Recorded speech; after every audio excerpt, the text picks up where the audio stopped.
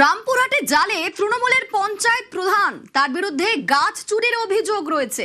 অভিযোগ উঠছে সরকারি গাছ থেকে শুরু করে বিভিন্ন সামগ্রী তিনি বিক্রি করে দিয়েছেন, যে কারণেই গ্রেফতার রামপুরহাটের দক্ষিণ গ্রাম পঞ্চায়েতের প্রধান।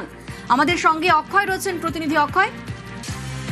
দেখো, তোমাকে জেনে রাখি, ঘটনাটি ঘটেছে বীরভূমের মল্লারপুর থানার দক্ষিণ গ্রাম গ্রাম পঞ্চায়েতে। এই দক্ষিণ গ্রাম গ্রাম পঞ্চায়েতের তৃণমূলের প্রধান রেখা হাজরা, তাকে গ্রেপ্তার করেছে ইতিমধ্যেই মল্লারপুর থানার পুলিশ এবং তাকে রামপুরহাট মহকুমা আদালতে পেশ করা হলে 4 দিনের পুলিশ হেফাজতের নির্দেশ দিয়েছে রামপুরহাট মহকুমা আদালত। এবং তার বিরুদ্ধে যেটা অভিযোগ উঠছে যে সরকারি সম্পত্তি আত্মসাৎ এবং চুরির অভিযোগে তাকে গ্রেপ্তার করা হয়েছে।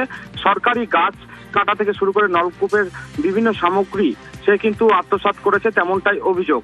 আরো যেটা অভিযোগ উঠছে যে এই যে দক্ষিণগ্রাম গ্রাম পঞ্চায়েত, সেই গ্রাম পঞ্চায়েতের গৌরবাজার থেকে হাজিপুরগামী যে রাস্তার ধারে শতাধিক সরকারি গাছ কেটে বিক্রি করা হয়েছে এবং সেই বিক্রির সাথে এই প্রধান জড়িত ছিল, সেই কারণে তাকে গ্রেপ্তার করেছে।